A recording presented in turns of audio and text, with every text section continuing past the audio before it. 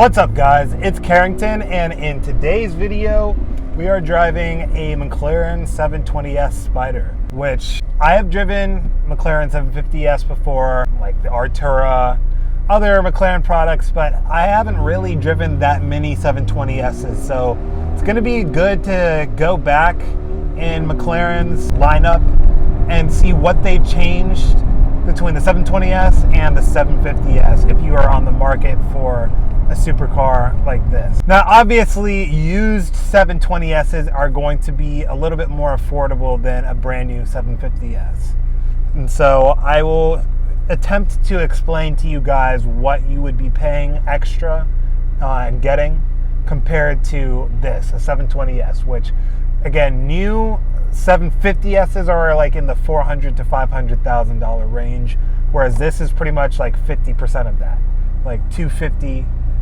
Is where you're going to find a majority of the 720Ss are going to be. So we're just setting off right now in comfort mode, not in any sort of sport mode. We don't have the active panel on either. And so, first of all, the first thing to notice is, although this is obviously a sports car, the ride is very, very supple. It definitely gives you enough communication, even in the comfort setting, so that you don't actually feel like you're driving something like a Rolls Royce or a luxury car, but it is very, very supple still, regardless. And so it's like you can definitely tell like certain imperfections in the road, but it's not beating you up at all.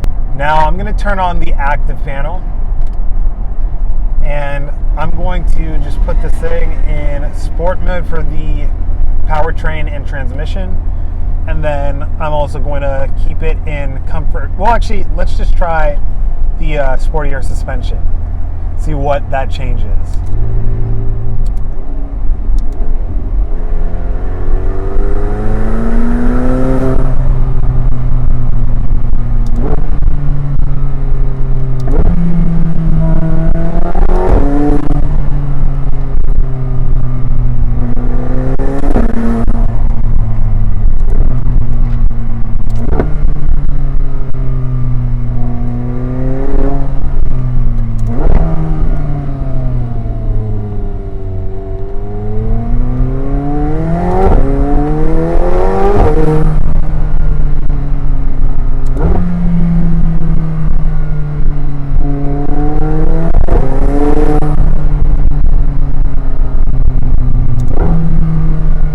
Yeah, not going super quick at all, just kind of enjoying this at road speeds. And this car definitely gives you, a lot of drama for what it is. You hear the turbo induction right behind you, especially because we have this window down in the Spider. And then on the downshift, you'll get a little pop here and there, which is sick. I definitely do notice the longer gearing, which is the big difference between the 720S and the 750S, other than the power bump, which is the shorter gearing from the 765 LT. It just feels a little bit longer, marginally longer, whereas in the 750S you are more playing with the gears, in my opinion, from what I remember.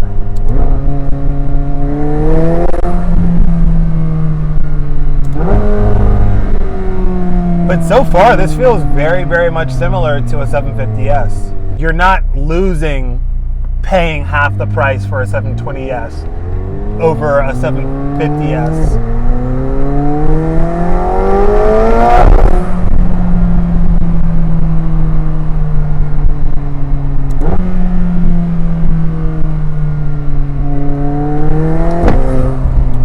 And you get those little pops on the upshift as well.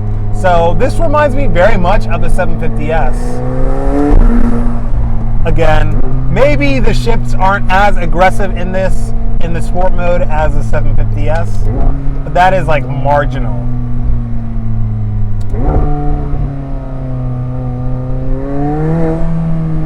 Now, obviously, if we go into track mode, this display comes down, which the 750S it doesn't have. The difference with the 750S with this whole setup is that the 750S is connected with the steering wheel. Like the dash is connected with the steering wheel on the 750S. So when you move the steering wheel up and down, the display moves up and down with it. But honestly, I'm gonna switch it back to sport. I just wanted to show you guys that.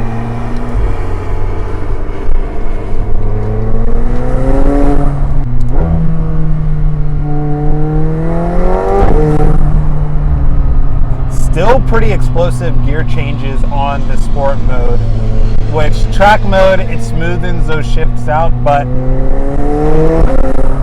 as you guys can tell, those are pretty aggressive shifts. And I think the 750S just takes that a little bit higher and makes it a little bit more aggressive, but that's just marginal. Brakes are typical McLaren, really good modulation. Steering is direct, not as direct as Ferraris and even my car, the Alfa Romeo, but a little bit more feel and weighting to it.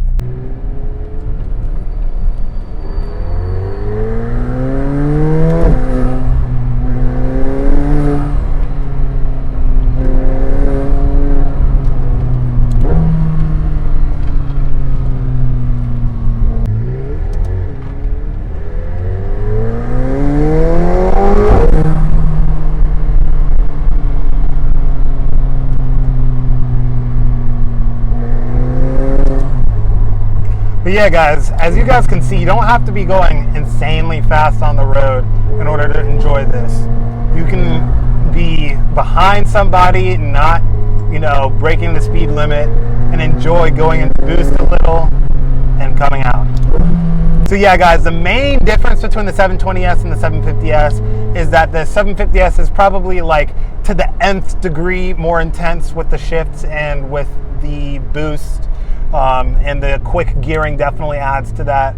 But if you're thinking of a fast modern supercar under 250, this is the car that's going to perform how you want it to, because you have things like an Aventador that would probably be more to my liking just if I had that money and I was going to spend it. But if you're wanting an amazing driving tool that is going to continue to shock you with its capabilities, it's the 720S. And so yeah, guys, that's the video. Till next time.